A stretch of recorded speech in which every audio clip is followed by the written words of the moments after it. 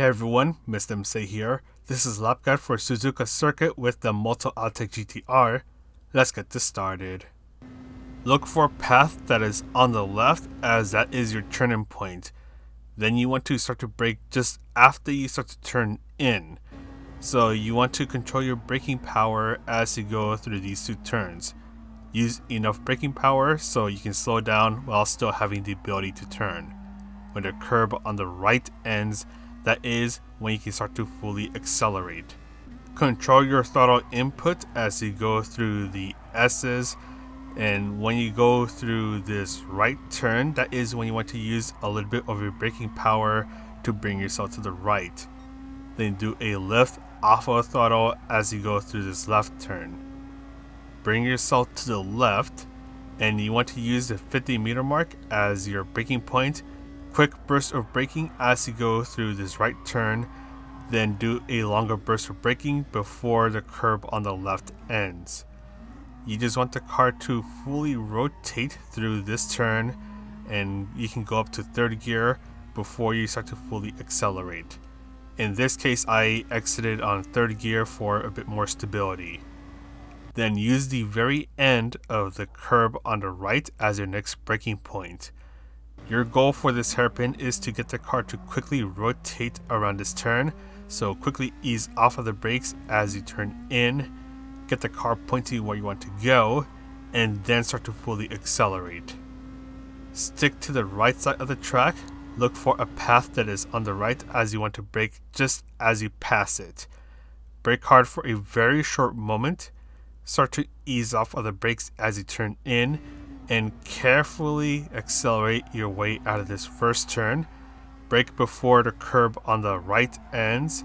Just bring yourself towards the inside of the turn, and when the curb on the left ends, that is when you can start to fully accelerate. Try not to get on the turf, as that will make the car unstable. Then you want to bring yourself to the right side of the track, and you can take this turn flat out. Just turn in at the 50-meter mark. Bring yourself to the left, brake in between the 150 and the 100-meter mark. You'll be braking hard for a short while. Take advantage of the curbs, so you're going to see me go over this curb. Then for this part right here, you can go over the mint green area, as that is still considered on track limits. So take a little bite out of that area, and if you have a good lap time, bring yourself to the right side of the track.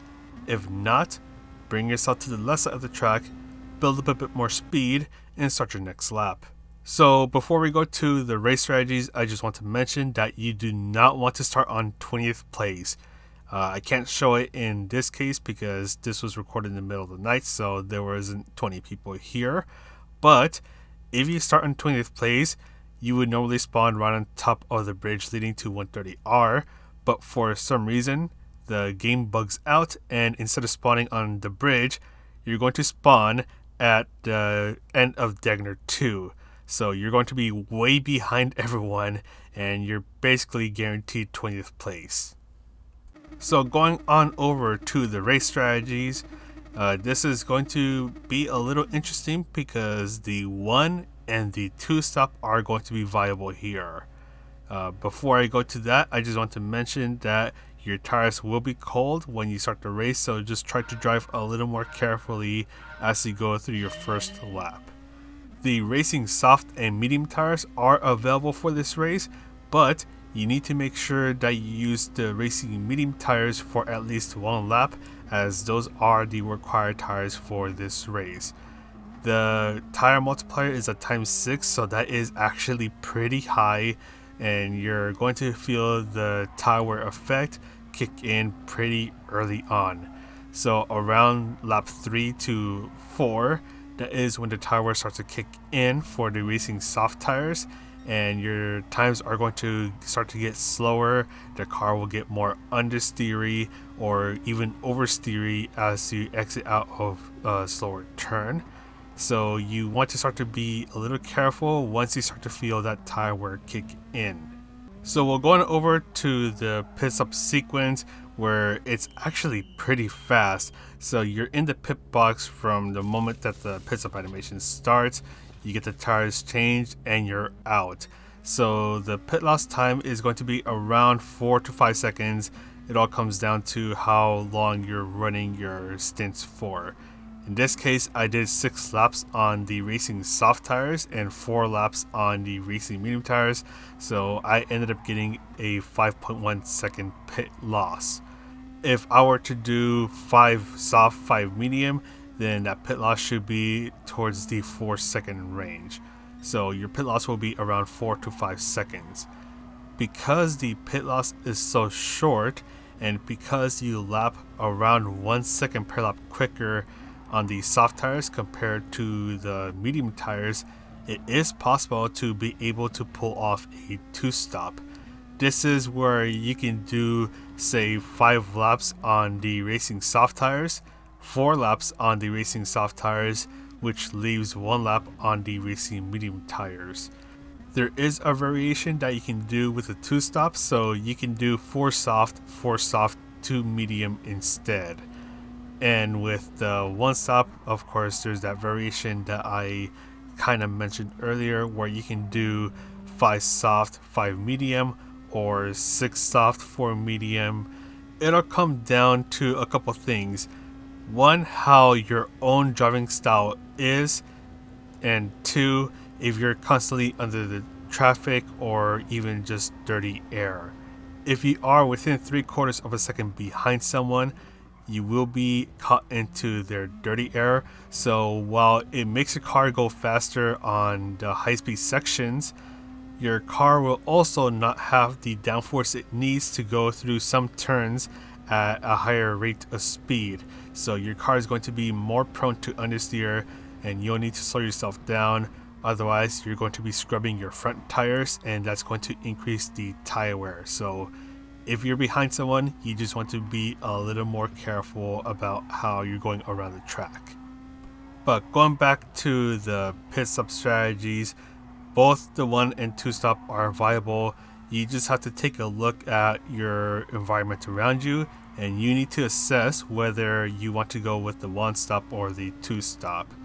If you're constantly able to take good care of your tires, then you can go with the 1 stop. But if you're not that great on tire saving, you can always go with the 2 stop. You just want to make sure that you know when to pit so that you don't end up pitting out into traffic. You get caught behind the dirty air and you end up being able to basically make 0 progress because you're stuck behind someone or some other cars. So overtaking is not going to be the easiest thing to do here, especially because of the dirty air, but there are a couple places where you can do some overtaking. So the main straight where we just went through is one place where you can do some overtaking. You just want to make sure that you get the inside line. Try not to overtake on the outside line, otherwise you risk entry into the shadow realm. The second place to do an overtake is in between Degner 2, so in between this turn and the hairpin. If the car in front of you gets a really bad exit and you're able to get side to side with them, you can definitely do an overtake right here, but this is more of a situational thing.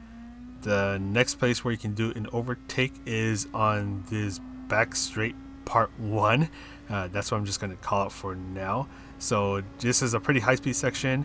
Just try to get the inside line, and you want to try to get the overtake done so you can get a good exit onto the other part of the back straight right here.